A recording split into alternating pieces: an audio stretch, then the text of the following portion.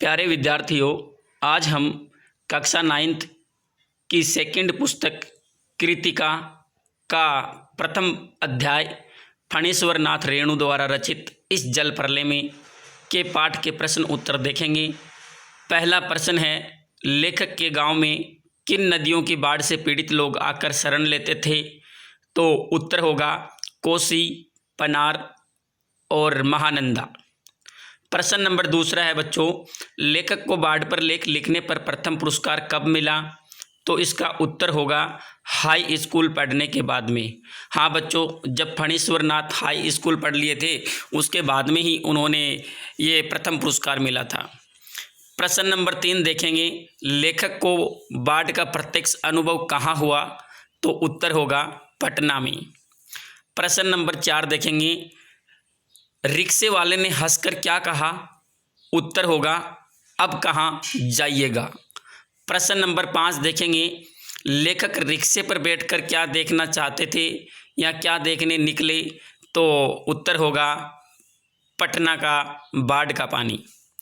प्रश्न नंबर 6 देखेंगे, लेखक ने बाढ़ के पानी को किसकी संज्ञा दी है? तो उत्तर होगा मृत्यु का तरल दूत। प्रश्न नंबर 7 देखेंगे बच्चों, लेखक किस सन में मनिहारी इलाके में बाढ़ पीड़ित लोगों की सहायता के लिए गए थे? तो उत्तर होगा 1947 में। प्रश्न नंबर 8 देखेंगे, बाढ़ की खबर सुनकर लोग किस तरह की तैयारियां करने लगे थे?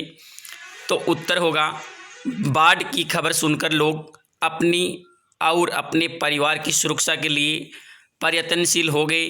बाढ़ के पानी से घिरे रहने की दशा में जीवन उपयोगी वस्तुओं का अभाव न हो, अतः वे ईंधन, पीने का पानी, मोमबत्ती, दिया सलाई, आलू, सिगरेट और कंपोज की गोलियां इत्यादि एकत्र करके सुरक्षित स्थानों पर जाने के लिए तैयार हो गई। प्रश्न नंबर 9 देखेंगे बच्चों, बाढ़ की सही जानकारी लेने और बाढ़ का रूप देखने के लिए लेखक क्यों उत्सुक था? तो उत्तर होगा लेखक ने गांव में रहते हुए बाढ़ का प्रत्यक्ष अनुभव नहीं किया था। वह उसके आतंक तथा लोगों पर उसके प्रभाव को जानना चाहता था। पानी कैसे घुस गया वही देखना है कहकर वह रिक्शे पर बैठ गया। वह बाढ़ का रूप देखने तथा उसकी सही जानकारी लेने को उत्सुक था, क्योंकि इसके बिना वह उसका प्रत्यक्ष अनुभव नहीं कर सकता था। बाढ़ से सुरक्षा के लिए भी इसकी सही जानकारी होना आवश्यक था। बच्चों, प्रश्न नंबर 10 है, सबकी जुबान पर एक ही जिज्ञासा, पानी कहाँ तक आ गया है? इस कथन से जन समूह की कौन सी भावनाएं व्यक्त होती है?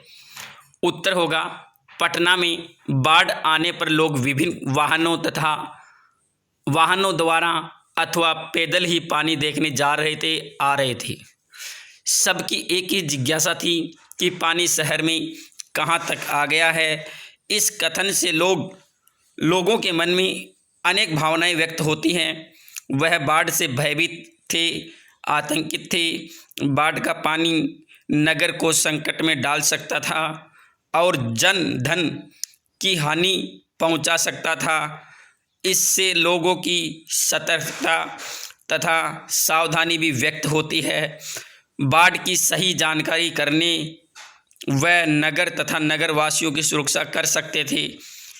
यह उसका उत्तर होगा। प्रश्न नंबर 11 है, मृत्यु का तरल दूत किसे और क्या क्यों कहा गया? उत्तर होगा मृत्यु का तरल दूत बाढ़ के उफनते हुए पानी को कहा गया। बाढ़ का पानी विनाशकारी होता है, उससे जन धन को हानि होती है। वह अनेक मनुष्य, पशु पक्षियों आदि की मृत्यु का कारण बनता है। पानी तरल होता है। झाग फेन से युक्त उमड़ती लहरों वाले बाढ़ के इस रूप से हो रहे महाविनाश को देखकर इसको मृत्यु का तरल दूत कहा गया।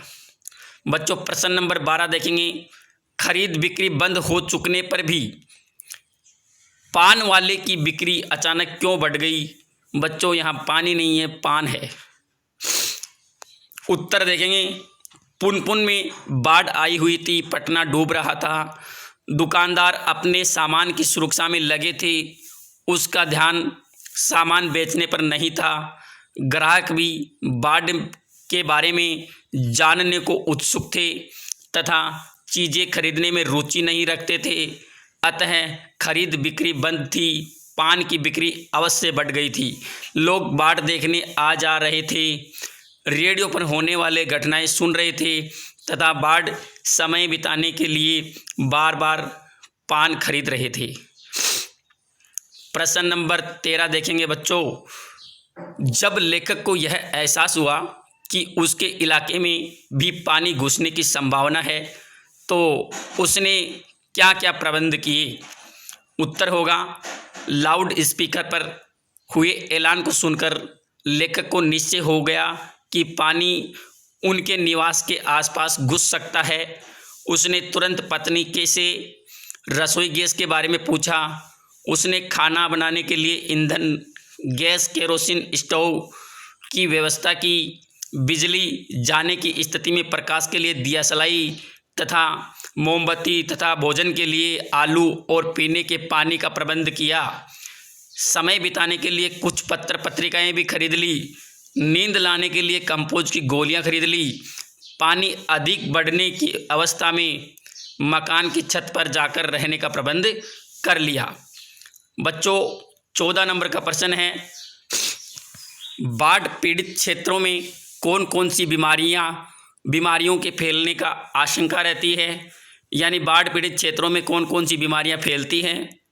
तो उत्तर होगा, बाढ़ आने पर उससे प्रभावित क्षेत्र में गंदे पानी के आने जाने के कारण पैर पकने यानी सड़ने की बीमारी खूब फैलती है।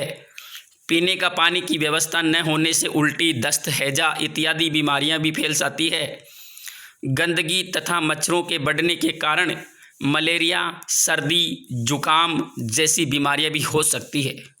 बच्चों अंतिम प्रश्न है, पटना का कौन सा इलाका छाती भर पानी में डूब गया था? उत्तर होगा, पटना का पश्चिमी इलाका था। हाँ बच्चों, यह था इस जल प्रलय पाठ के प्रश्न उत्तर थे। मैं आपका अपना सुभाष गजराज।